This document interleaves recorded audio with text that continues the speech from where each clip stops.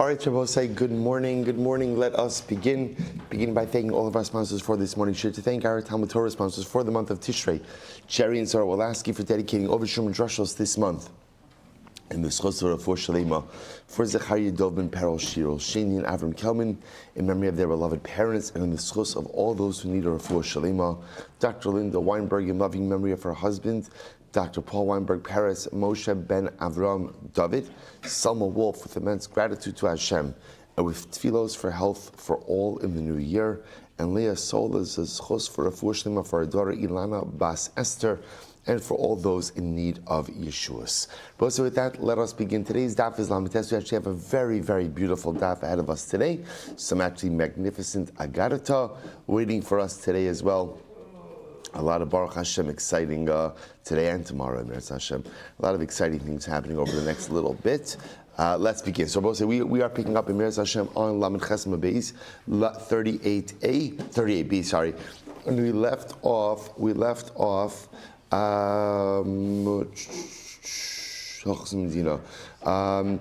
Ula Rav Yehuda. So let's pick up 2, 4, 6, 8, 9 lines up from the bottom. So if you remember again, the Gemara made a statement. The Gemara actually quoted a Mishnah. The Mishnah said, Chadash is Asr Mid'Oraisa, both in Chutz La'aretz, or both in Eretz Yisrael and in Chutz La'aretz. Arla is a halacha, and kilayim are midrabanan midivrei sofrim. We then had a machlokes as to what does it mean when we say that arla is a halacha. Rav Yehuda said in the name of Shmuel that halacha means hilchos medina, that it's a practice that's observed. Which sounds like it becomes even like a drabanan or less than a drabanan, and ultimately Ula said in the Rav Yochanan that it's a halacha Moshe Sinai. Okay, so machlokes as to the nature of arla and chutzar. So chadash, everyone is going to agree midaraisa. Kilaim, everyone is going to agree is midrabanan. Machlokes about arla. Says the Gemara, Amalei Ula Rav Yehuda. So Ula said to Rav Yehuda, Ula who holds that it's halacha l'maisa, said to Rav Yehuda, Bishlama l'didi da'amina halacha l'moshe misinai. So Ula said to Rav Yehuda, according to me, Ula, that arla in chutz la'aretz is a halacha l'moshe misinai, that it applies. Hainu d'shanilan bein safek arla l'safek kilayim. It makes sense that the halacha distinguishes between a case of safek arla and a case of safek kilayim. Where do we see this distinction? It's quite fascinating. This nan safek arla. Well, so what happens if you have a situation of safek arla? What's safek arla? You have fruit on a tree. You don't know how old the tree is, right? Is it in 3 years? After 3 years? So safek arla ba'aretz aser. So in Eretz Yisrael, a safek arla is going to be aser. Makes sense. Safek daraisa l'chumra. B'Surya mutter. Now we'll say Surya. Remember again, are areas conquered by David HaMelech and next to Eretz Yisrael, but do not have Kiddushas Eretz Yisrael. So essentially, they're like Chutz La'aretz. So b'Surya mutter. In Surya it's mutter. Or a Safek Arla is mutter. B'Chutz La'aretz, if you come into a case of Safek Arla and Chutz La'aretz, what do? Yored v'lokeach. Rabbi is actually very interesting. Yored v'lokeach, Rashi says over here, Yisrael v'lokeach min avei kochav malokeh. A Yisrael could go down to the field. He could purchase from an akum who is selling stuff that may have come from an arla field. So what we're saying over here is, in Chutz La'aretz, you could actually go down and actively purchase produce that is Safek Arla. Now obviously again, if you know for sure that it's Arla, that of course is not advisable, and you can't go and pick the arla yourself, but if an akum is selling produce, and you know that it came from a field that had arla, as long as you don't know for sure that what he's selling is arla, you're allowed to go ahead and purchase it. Okay, Yored v'lokeach, right? Yored v'lokeach or b'vachlo yir and allocate. You could go down to the field, purchase it from the akum, as long as you don't see him actually picking arla fruits and selling it to you. Zebra say that's safek arla. That's safek arla. Ve'ilu gabi kilayim. Yeah, when it comes to safek kilayim, what's the halacha? Tanan hasam we learned hanotea yarek v'yarek. If a person goes ahead and plants 2 types of vegetables together, that's kilayim. Hanotei yarek v'yarek nimka. So the Gemara says, I'm sorry, it's not. Nimkar chutzala, And Rabbi says, so what happens? So now you have a field. Look at Rashi for just a moment. Kerem hanatua. I'm sorry, I read that wrong. Kerem hanatua yerek. Right. So look at Rashi. Kerem hanatua yerek. Shezara yerek beinan yifarim. Tavale kalaya kerem. Kalaya kerem. So Rabbi says, you have someone who has a vineyard, and they plant some type of vegetable within that vineyard. That's kalaya kerem. Right. That ultimately is forbidden mixtures in the vineyard. Okay, says so. Karamana to a yarek or yarek nimkar chutzala. Rashi says v'yarek nimkar chutzala v'yeshlachu shema mi yarek shgadol b'karemu v'avlei safek elayim. So here's the case: someone has a vineyard in which they planted vegetables. They're now going ahead and selling vegetables outside of that vineyard. There is a strong possibility that the vegetables that they are selling are kilai hakarem. Arkilai Karam. So what's the halacha? So the Gemara says, Ba'aretz aser. So in Eretz Yisrael it's going to be aser. So in Eretz Yisrael, Safek Chaim will be aser. B'Surya mutar. Surya it's mutar. B'chutz la'aretz yored velokate. O bilvat shlo yilkot biyad. In chutz la'aretz, what can you do? Rashi says over here. Rashi says in chutz la'aretz, the akum could go and actively collect vegetables from this vineyard and sell it to a Jew, as long as the Jew himself is not actually harvesting the vegetables. Right? So we'll say, so by our law, the halacha is you could purchase from the akum as long as you don't know for sure that it's our law. In kilayim, it sounds like even if you know for sure that it's kilayim, as long as you're not the one who's picking it, you could purchase it from the akum. Okay, so we'll say, so what's the problem? So let's take a step back for just a moment. So this is Ula. Ula says like this. According to me, kilayim in chutz la'aretz is drabanan, and our law is halacha l'Moshe Sinai. So according to me, Ula says it makes sense why the Mishnah makes a distinction between safek arla and chutz la'aretz and safek kilayim in chutz la'aretz. But according to you, Rav Yehuda, Arla and Kilayim should have the same halacha because both are Asr Midrabana. Safek of both is Asr Midrabana and Chutz La'aretz. Yet why does the Mishnah distinguish between the two? To which the Gemara says, fine. Ela ledidach. So this is Ula speaking to Rabbi Yehuda, top of Lamites. Nisni ozev v'zeh yori v'lokeach. Ozev v'zeh yori v'lokate. According to Rabbi Yehuda, the halacha should be the same for Safek Arla and Safek Kilayim in Chutz La'aretz. Let the Mishnah say by both of them, either by both of them, you could go down and the Akum could sell it to you as long as you don't see exactly what he's picking, or let the halacha be the same for both of them, that you could even see the Akum picking as long as you don't pick it yourself. To which the Gemara says, Nisni ozev v'zeh yoreh v'lokeach. Ozev is a yor velokate. Harmony Shmuel Rav Anan. So in fact, Shmuel did say Rav Anan Tani. Ozev is a yored velokeach.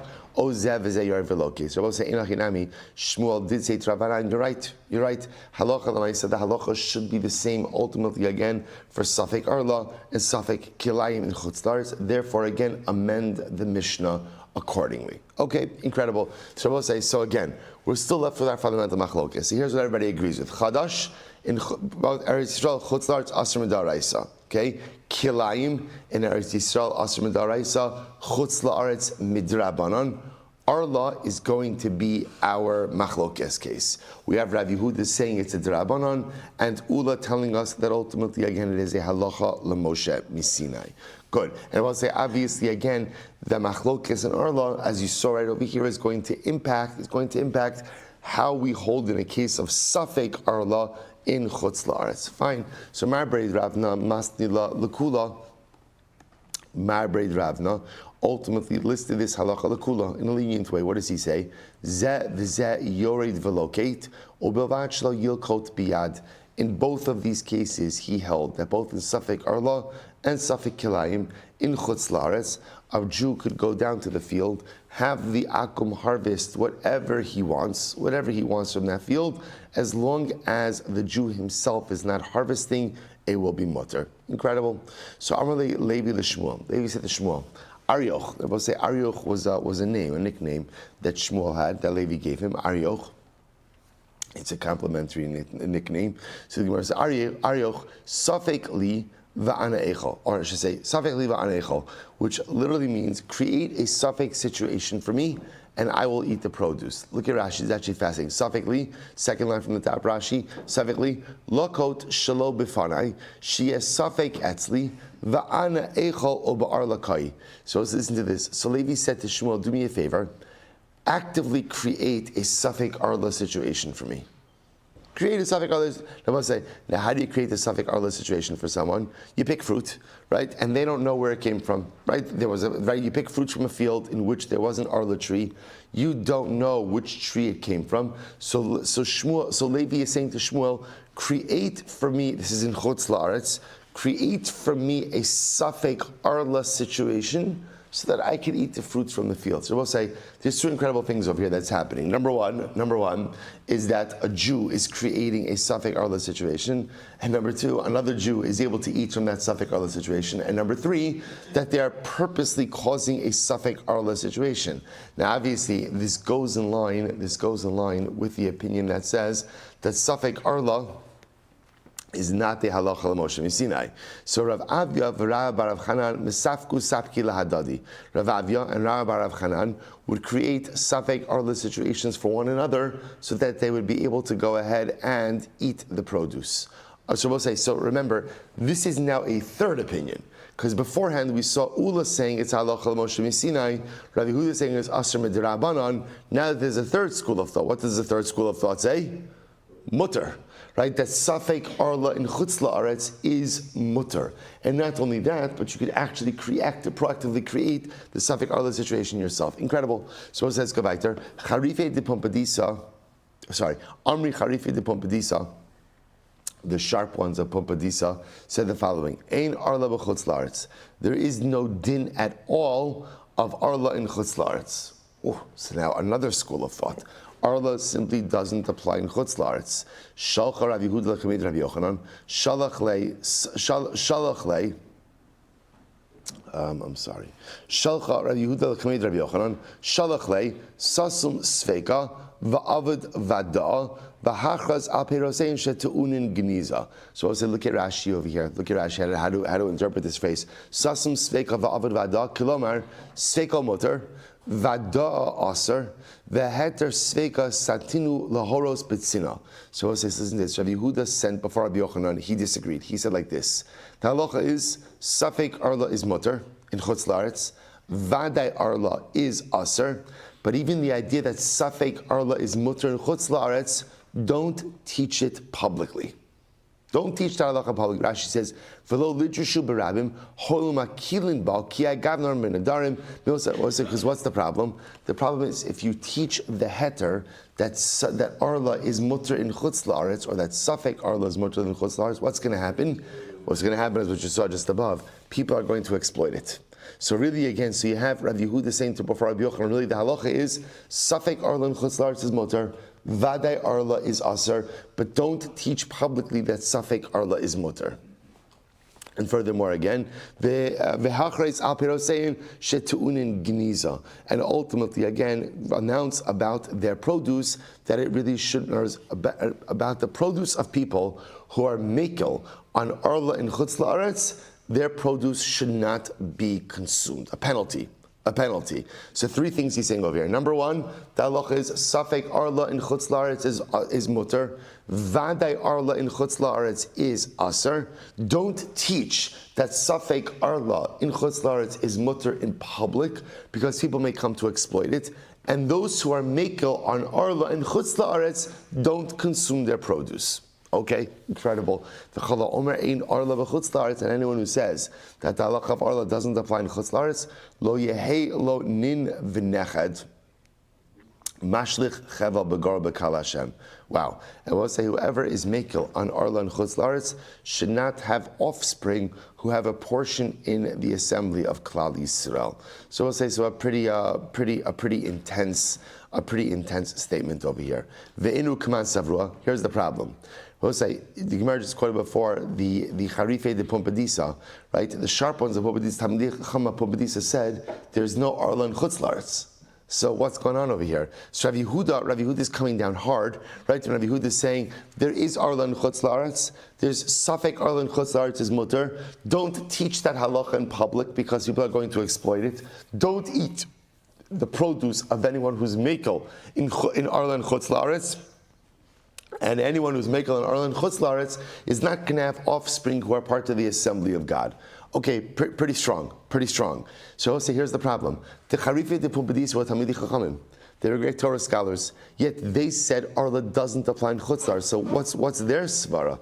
So ve'inu kiman savrua ki ha desanya Rabbi Elazar Rabbi Yossi Omer Mishum Rabbi Yossi Dormaska Shar Mishum Rabbi Yossi Aglili Shar Mishum Rabbi Yochanan Ben Nuri Shar Mishum Rabbi Elazar Agadol Ein Arla b'Chutz La'aretz. All right, so we'll say, so they're relying on a number of other Torah scholars. In other words, there are different schools of thought here. That's what this comes down to. In other words, there is just a fundamental machlokes about the nature of Arla and Chutz La'aretz. So the Gemara says, really, is that true? Could anyone actually say that there's no Arla and Chutz La'aretz? But we learned, Rabbi Eliezer Omer Afa Chadash. Rabbi say, remember, where did all this get started? All of this got started in our Mishnah. And what did the Mishnah say? Rabbi Eliezer said, even Chadash. Rabbi say, Tanakama said that Arla and Kilayim apply in Chutz La'aretz. And Rabbi Eliezer said, Afa Chadash. Rabbi say, that sounds like everyone agrees. Afa Chadash means even Chadash, which sounds like everyone agrees that Arla applies in Chutz La'aretz. Rabbi Eliezer is just increasing the list. To which the Gemara says, Tani Chadash. No, in fact, this is incredible. In fact, I will say the halacha is that Rabbi Eliezer was arguing, and Rabbi Eliezer felt that Arla does not apply in Chutz La'aretz. The Rabbi Eliezer was saying the only thing that applies in Chutz La'aretz is Chadash, not Arla, and not Kilayim. So I will say, so now there is a school of thought out there that says that Arla simply doesn't apply in Chutz La'aretz at all. Am Rabbi Yasi, Am Rabbi Yochanan. Arla b'Chutz La'aretz halacha l'Moshe b'Sinai. But I will say, so Rabbi Yasi is of the opinion of Rabbi Yochanan, which we saw before. This is the same Rabbi Ula also Rabbi Yochanan before. That no, Arla in Chutz La'aretz is aser, and it is a halacha l'Moshe b'Sinai. Amar Rabbi Ziyad Rabbi Yasi Vatanya Safek Arla ba'aretz aser b'Surya mutar b'Chutz La'aretz yored v'locate. But here's the problem. I'll say, if you say that Arla and Chutz La'aretz is a halacha l'Moshe b'Sinai, but say something is halacha l'Moshe b'Sinai, then what does that make it? A daraisa. If you have a safek in a daraisa, what's the halacha? L'chumra. So if that's the case, why is safek Arla and Chutz La'aretz mutar? And we'll say, it's not just mutar, but remember, what did we learn? What could you do with safek Arla and Chutz La'aretz?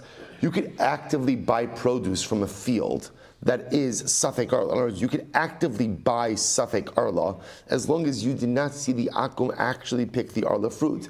But if indeed it is a halacha l'Moshe b'Sinai, then how is it mutar? Ishtomim kishachad. See, he wasn't sure. He was confused for a little bit of time about this. This is what I mean to say. Sveika mutar, vada aser. Rabbi says this is actually very interesting. Maybe halacha l'maisa, that is the halacha l'Moshe b'Sinai. In other words, Rabbi say the halacha l'Moshe b'Sinai says Arla is aser in Eretz Yisrael and in Chutz La'aretz, and safek Arla in Eretz Yisrael is aser, and in Chutz La'aretz effectively is mutar. In other words, we'll say that is the halacha Moshe b'Sinai. That's what the halacha Moshe b'Sinai itself dictates. Sveika mutar vada aser. Rabbi Yochanan lo kinala kilayim. If one goes ahead and plants or consumes kilayim in Chutz La'aretz, they get malchus. We'll say, remember again, kilayim. And I will say, by the way, I just want to point out, by Arla, that is how the Shulchan Aruch paskins, right? The halacha is, I will say, that Arla no heges is in Shulchan Aruch Yardea, Siman Reish Tzadik Dalet Sif Ches. Shulchan Aruch paskins, Arla no heges b'chol makom b'kol zman. Arla applies all the time. In Eretz Yisrael, so again, so you go ahead, you buy a fruit tree, you plant it in your yard, that is subject to Arla. You can't eat the fruit of that tree for 3 years. That's the halacha. Arla applies in Chutz La'aretz and in Eretz Yisrael. B'shal Ovei Kochavim, B'shal Yisrael. So it's okay, so Ella, Sheb'shal Eretz Yisrael min Torah, so the Shulchan Aruch paskins, number one, Arla applies in Eretz Yisrael and in Chutz La'aretz. That's number one. Number two, in Eretz Yisrael, it is a da'oraisa, and in Chutz La'aretz, it is a halacha l'Moshe b'Sinai. Interesting. Rabbi say, listen to this. What about safek Arla? So safek Arla in Eretz Yisrael, the Shulchan Aruch paskins will be aser, and in chutz la'aretz, it is mutter. It is mutter. So Rabbi say, so we pass on the way the Gemara just said over here. So how does that work? I don't understand. If Arla and chutz la'aretz is a halacha l'Moshe misinai, then why is safek Arla mutter in chutz la'aretz? And what's the answer?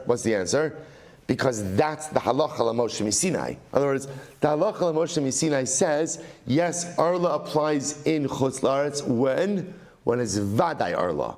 When it's safek Arla, ultimately, again, it is going to go ahead and be mutter. So as I see, he gives an example like this. He says, so he gives an example. Let's say I'm purchasing produce from someone, and I know they have a field in which there is arla, which then means that what I'm purchasing from them is what? Safek arla. In Eretz Yisrael, you couldn't do that. In chutz la'aretz, you could. In chutz la'aretz you could. So halacha l'maisa arla applies in Eretz Yisrael chutz la'aretz, and in chutz la'aretz in Eretz Yisrael daraisa chutz la'aretz halacha l'Moshe misinai safek arla Eretz Yisrael aser chutz la'aretz mutter. Why mutter? Because that is the nature of the halacha l'Moshe misinai. Incredible. Let's go weiter. Rabbi Yochanan, looking at the kilayim devar Torah. We'll say kilayim, forbidden mixtures. You get malchus for it. It's asim daraisa. Amrlei Rebbe Elazar Rabbi Yossi. We'll say this talking about chutz la'aretz now. This is kilayim in chutz la'aretz. So the Gemara says Amrlei Rebbe Elazar Rabbi Yossi. V'anatan, but we learned Tanan kilayim chutz. I'm sorry, hakilayim divrei sofrim. But we learned about say that kilayim are only aser midrabanan.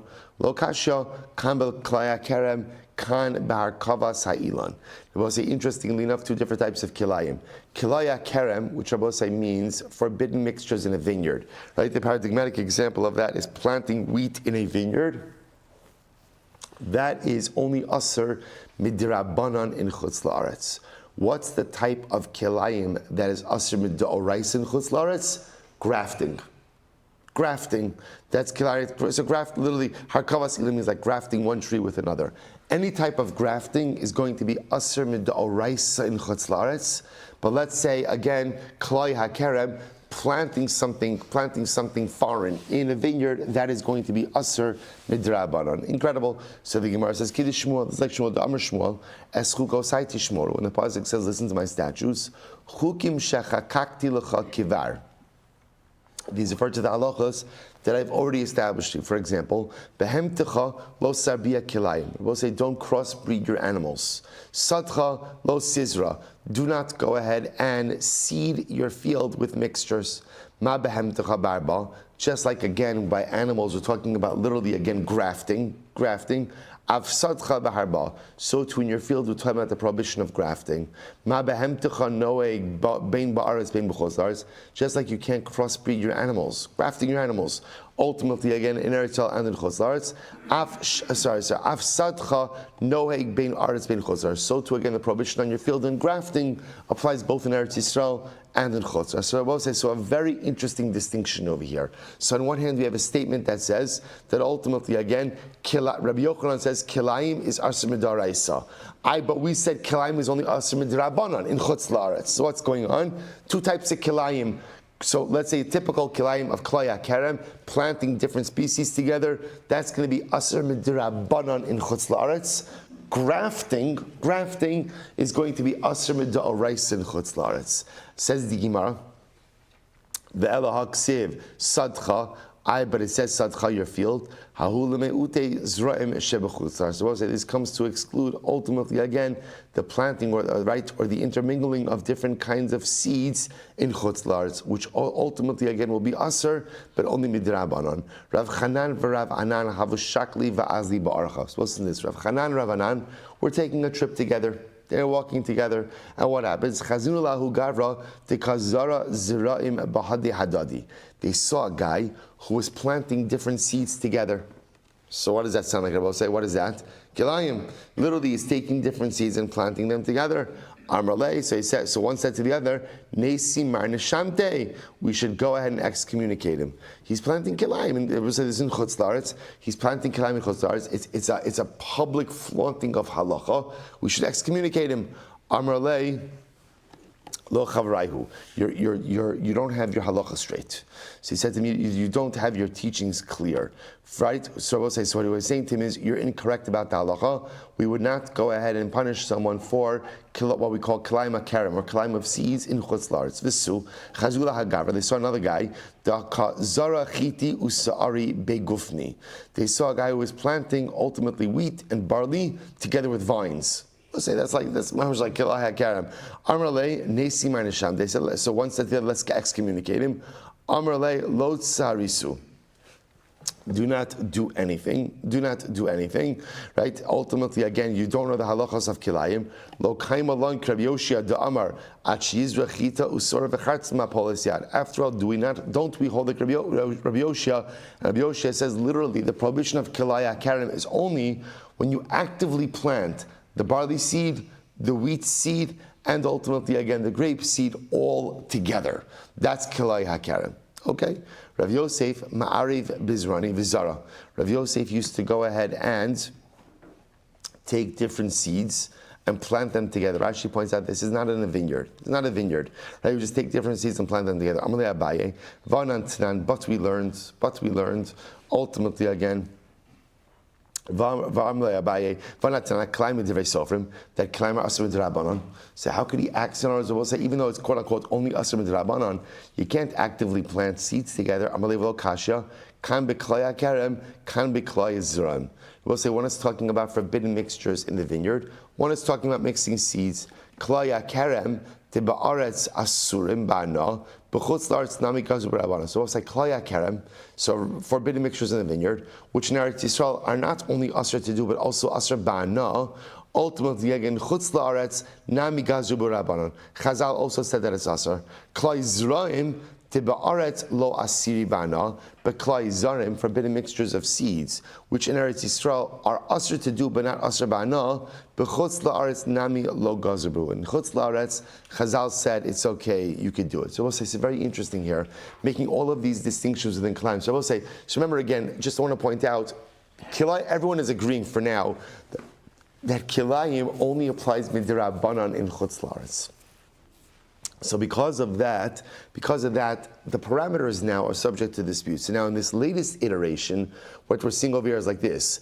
The only type of kilayim that are asr midrabanan and chutz la'aretz are kilay hakerem, planting forbidden mixtures in a vineyard. Right? Anything else in close proximity to vines. Why is that asr and chutz la'aretz? Because since in Eretz Yisrael, if you do that, not only is it asr, but what it produces, right? The product is asr ba'ana, so that will be asr and chutz la'aretz. Other types of forbidden mixtures, like mixing seeds together, which in Eretz Yisrael is not asr ba'ana, will be mutter in chutz la'aretz. Very interesting. Hadam Rav Yosef, Lav Milsihi. So ultimately, again, that's what I said before, right? Strike it. Lav Milsihi, Amri Derav, Zara Ginsa, Debei Rav, Mishari Shari. So this is very interesting. Rav, when he planted his vegetable patch, right? He had a vegetable patch for his tamidim, right? He grew his own vegetables for his yeshiva. When he planted his vegetable patch, ultimately again he planted each vegetable in its own row. Now we'll say, now let's analyze for just a moment, right? This would be a case of kilayim of seeds. What did we just say before when it comes to kilayim of seeds? Not klaya hakerem, just regular kilayim. What's the halacha of regular kilayim in chutz la'aretz? What's the halacha? Mutter, right? You should be able to do it. The only time you can't do it is klaya kerem. So now the Gemara says, strike that. It must not be asr. It must not be mutter. It must be asr. Why? Because Rav, when he planted his vegetable patch for his yeshiva, he planted each species of vegetable in its own row. Meaning what? He would not mix them together. The fact that he didn't mix them together indicates to us what? That even regular kilayim, right, kilayim of seeds, is asr in chutz la'aretz. My time, what's the reason? Lav mishum eruve kilayim. It must be that Rav is careful not to go ahead and plant different seeds together. Amalei Abaye says bishlama iyashma inan amud beis arba al abaruchos haruga va'achas be'emsa shapir. Shabbos say, if Rav would have maximized the space in the field, separating each species, right, and enabling maximum planting in the field, I would have agreed with what you said. That's not what happened over here. Both say, in other words, if you're careful about kilayim, there's a way to plant your field with different species on each border, maximizing the middle area. That's not what Rav did. Instead, Rav just planted. What did he do? It was a row of cucumbers and a row of tomatoes and a row of this. So why did he do that? We'll say either he did it because of the aesthetic value, it looked nice, but Rashi really accepts the second approach. This has nothing to do with kilayim. We'll say, what does it have to do with? What does it have to do with? It has to do with making things easier for the guy who's harvesting the vegetables. Rav had no problem planting everything in a big jumble, in a big mix. Why? Because Rav holds, like we just said before, namely, that the only type of kilayim that applies in Chutz La'aretz Rabosai is what? Is what? Ultimately, klaya kerem. But mixing together other seeds is totally fine. Totally fine. So why did Rav plant each vegetable species independently? Why? To make it easier for the farmer, right? So when the farmer comes, the gardener comes to collect the produce, if everything's jumbled together, what's going to happen? His job is going to take 10 times as long. Where are the cucumbers? Where's this? Where's that? Instead, what did Rav do? He said, plant each species in its own row. Nothing to do with kilayim. Everything to do with making things easier for the gardener. So we'll say, so again, we saw the halacha by Arla. Again, we're going to come back. I want to come back maybe tomorrow, or when we have a little bit more time, to the halachos concerning kilayim. But it sounds like what the Gemara's conclusion on kilayim is, Rabbi say, is that kilayim in Chutz La'aretz is going to be mutter. Kilayim in Chutz La'aretz is going to be mutter. Ultimately, again, I should say it differently. Kilayim in Chutz La'aretz is going to be asr midrabanan. Strike that previous statement. Asr midrabanan. But when is it asr midrabanan? I'll say what type of kilayim? Kilay hakerem is going to be asr midrabanan. Other types of kilayim, just mixing together other types of seeds, sounds like in Chutz La'aretz is going to be mutter. But again, we'll come back to the halacha l'maisa. That seems to be the conclusion of the Gemara right now. Let's just go a little bit weiter just because of time. Mishnah. Kala ose mitzvah achas mativin lo u'ma'arichin lo yamav. We'll say whoever does one mitzvah. Such a beautiful Mishnah. It's a beautiful Mishnah. Whoever does one mitzvah, Mativin lo, HaKadosh Baruch Hu does good for him in this world. U'ma'arichin lo yamav, v'nochel es ha'aretz. And ultimately, again, Hashem gives him longevity, and he inherits the world that refers to Olam Haba. So the Mishnah is telling me that a person does a mitzvah, Rabosai, there's reward in this world and reward in the world to come. If you don't do a mitzvah, you don't get the bracha in this world. You don't receive longevity. And you don't get Olam Haba. So we'll say, so again, a pretty straightforward Mishnah, incredibly profound, incredibly beautiful. I just want to point out, the Mishnah is not talking about a guy who didn't come in Naveira. He's just saying, in life, failure to take advantage of your opportunities prevents you from reaping the benefit. That's all. Just cause it a fact. You do the mitzvah, you get reward in this world and reward in the world to come. You don't get the mitzvah, you don't do the mitzvah, ultimately again, you don't get the reward in this world. I'll say it's just interesting to note that the Mishnah breaks up the reward into three parts, right? There's ultimately again, mativin lo, he benefits in this world, marichin lo yamav, longevity, and then nochel es ha'aretz, inherits the land, olam haba. Olam haba. Because we've said many different times that ultimately, again, and we're going to discuss this in the Gemara, longevity doesn't have to mean actual longevity. Longevity could also mean enhances your quality of life. Ma'arichin lo yamav, literally again prolongs your days, means your days are filled with greater meaning when a person lives a life of avodas Hashem. The lifespan itself, that's up to HaKadosh Baruch Hu. But arichos yamim, literally again, because both say, it doesn't say arichos shanim. If we're talking about longevity, longevity should be expressed as arichos shanim, prolonging of years. What do you mean arichos yamim? Prolonging of days. Prolonging of days means a reference to quality of life. Your day is longer. Your day is better. The quality of your life is dramatically enhanced when one lives a life of profound spirituality. So let's go back there. So the Gemara says, really, is this true? Now, both say, this Mishnah is like theologically problematic. Why? Not problematic, but theologically intriguing, because the Mishnah is clearly telling me that when you do a mitzvah, a lot of reward. A lot of reward everywhere. Reward in this world, reward in the world to come. Where says, whoa, hold up. Or minhu. Elu dvarim shadam achal perasem ba'olam hazeh. The Mishnah tells us that ultimately, again, these are the things that a person benefits from them in this world. But the principle of the mitzvah is waiting for him in the world to come. In other words, this is also the following is a list of mitzvos for which you get reward in this world and the next. And what are those mitzvos? Kibod avayim, honoring your parents. Gemilos chasadim, acts of charitable kindness. Hachnasas archim, hospitality. Havas shalom ben adam lechavero, being a peacemaker between people, right? Creating shalom between people. The Talmud Torah kineget kulam, and learning. The schar for learning, ultimately, again, is greater than everything before it. Now, I'll say, what do you clearly see from this Mishnah? Or from this price? What do you see from here? These are the mitzvos for which you get reward in this world and the next. Which, by definition, tells me what? That for everything else, I don't. Or for everything else, I will say again, I get reward in the world to come, not in this world. It contradicts the Mishnah. Why does it contradict the Mishnah? The Mishnah makes it sound like I will say, which mitzvos do you get reward for in this world and the next? Everything. So what's going on over here? Rabbi Yehuda Hagi Amar. So this is what it means. Or Rabbi Yehuda said, this is what it means to say. Hagi Kamar. Kala ose mitzvah achas yisera al zechu Yosef mativin lo v'dome kemish mekayim kala Torah kula. Shabbos said, this is incredible. This is incredible. What's the goal in life? What's the goal in life?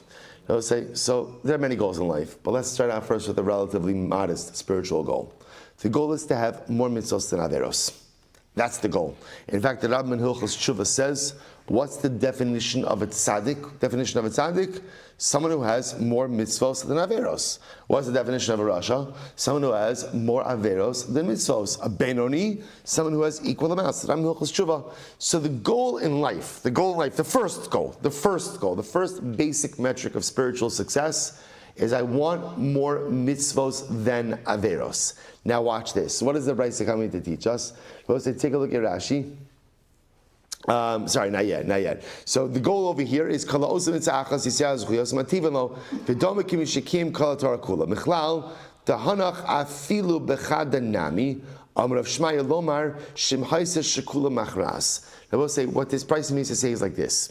In general, in order to have more mitzvos than averos, you have to actually go ahead and do more mitzvos than averos. What the price that we just mentioned, the coming teachers will say is, if you have one of these mitzvos, right, the mitzvos that in the list that we just mentioned above, kibud avim, gemilos chasadim, achnosas archim, shalom and adul mechavero, Talmud Torah, even if you have equal mitzvos and averos, if amongst your mitzvos is one in that list, that tips the scale in your favor.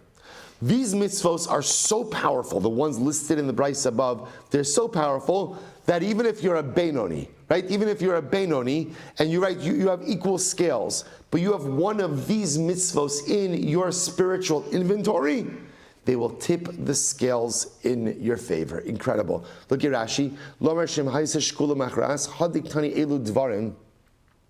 We'll say, when the Brayso said before that these are the things that a person gets benefit from in this world and the next, it's talking about someone who is a Benoni. His scales are exactly equal, right? V'ka'amar, and what happens? And if amongst your mitzvah inventory, you have one of these aforementioned mitzvos, the power of these mitzvos are they tilt the scales in your favor. So in other words, they're both saying, if I'm a Benoni, and the scales are equal, what do I need to tilt my scales? What do I need? An additional mitzvah. Or again, like the Rambam says again, this time of year you need tshuva. You need tshuva to tilt the scales. Right? What the Brayso is telling us is, if in your spiritual inventory you have one of these mitzvos are so powerful, they tilt the scales automatically in your favor, even without the performance of an additional mitzvah.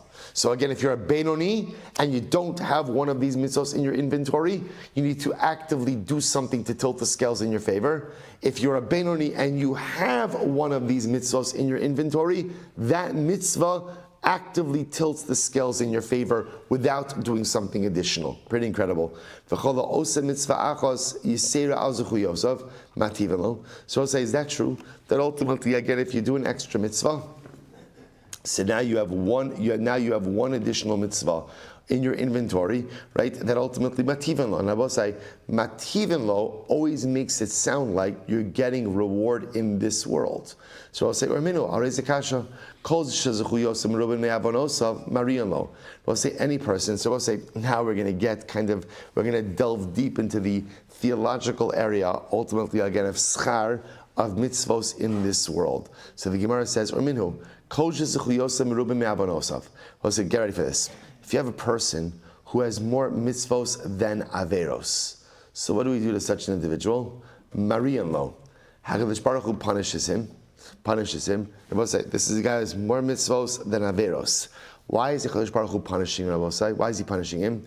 He's punishing him in order to help rid him of all of the baggage of his averos, so that he is able to reap the benefit of his mitzvahs in the world. We'll say, no, we'll have to stop over here. I'm leaving you a little bit on a theological cliffhanger. We'll pick up over here with this Emir Hashem tomorrow. All right, so it looks like we are descending back into the.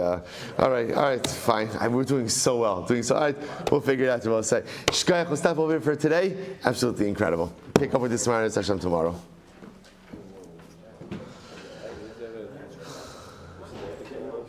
Say that again. 6:15 tomorrow.